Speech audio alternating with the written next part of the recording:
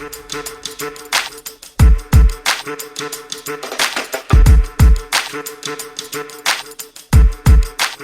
guys, let's see if we can change some more minds tonight. What's up next on the low, Mia?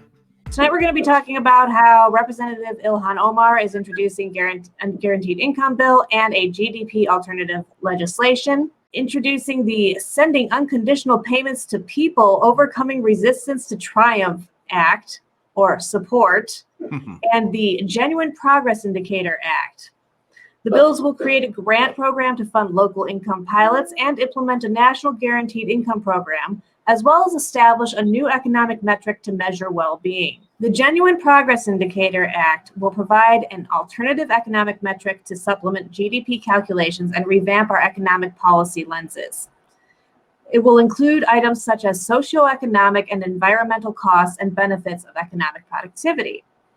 And it's co-sponsored by Representatives Jamal Bowman, Cori Bush, Dwight Evans, Pramila Jayapal, and Marie Newman. And the Support Act as well. Both of those are co-sponsored by the same people there. Yes, they are.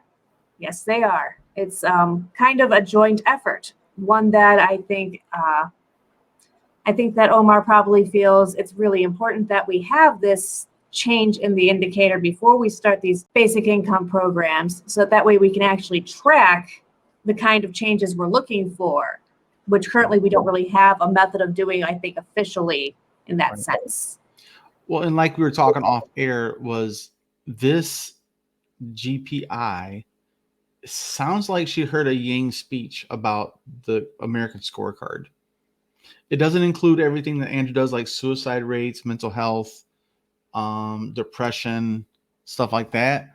But it has a different variety of indicators nonetheless, not just GDP. And the nice thing is it's got a basic income, and it's got measurements for other environmental stuff and benefits of the productivity with environmental costs, socioeconomic environmental costs. But the biggest thing is this bill, both these bills are endorsed by the African Career Education Resource Incorporated, Center for Sustainable Economy, Color of Change, Human Rights Watch, Our Revolution, Shriver Center on Poverty Law, Black Women's Wealth Alliance, the Institute on Race and Political Economy, Universal Income Project, and many, many more.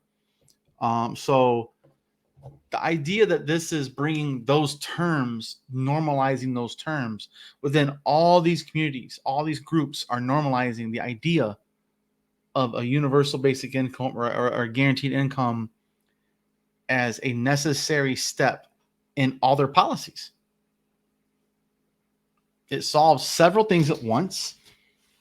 So I like the fact that it's normalizing guaranteed income again across the board. So this will help anyone that's running on this type of platform in the future to have more momentum going forward.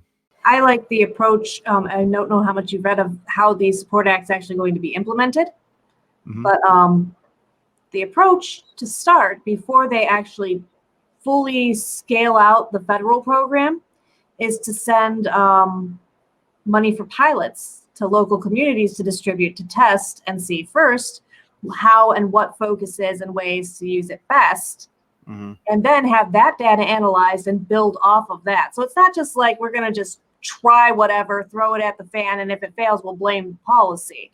They're going to actually research, target, and try and make it work before implementing it. So that way it has its best chance of being, productive and getting the results they needed to get to continue. The way this thing is going to be ran out is, no later than 180 days after the bill's enactment, the Bureau of Economic Analysis and the Department of Commerce shall establish a GPI metric as a viable economic measure.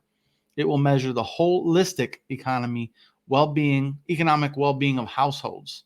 Again, that sounds like American scorecard, which is good with me. The GP must be used in economic and budgetary reporting of relevant federal agencies and offices in the Executive, Federal Reserve, and Congress.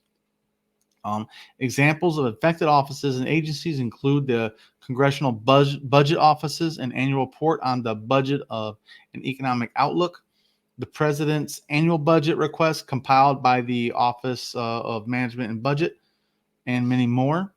Congress shall appropriate as much funds as necessary for the BEA to establish this new metric for federal implementation within the timeline set forth in this act. I don't like the wording of that, personally. So say, give them as much as you want. This is a place for it to get kind of dirty, get kind of murky. I don't like the wording of that personally, but nonetheless, she's saying this is how important this is, which I do agree with. It is important. But to say a blank check isn't a smart way to put it, because that gives them a talking point from the right. That's about all I can say about that. Well, I can say it'd probably be the first thing to be chucked as a sacrifice Yeah. to getting it to happen. It's one of those things where maybe it's intentionally an overreach. So that way, you've got an item or two to chopping block in your negotiations. Sacrificial lambs. Yeah. Well, it's all about the negotiation, of course. But it's a great bill. And again, I think she's looking at it from the right lens, from a humanity first kind of lens. And I like it. Oh yeah, she's been great throughout pretty much all of this. She's on my radar. Mm-hmm. There hasn't been a step she's taken I haven't agreed with personally. Imagine if she ran for president someday. A Muslim black woman, president of the United States. People, the MAGA, their head will explode.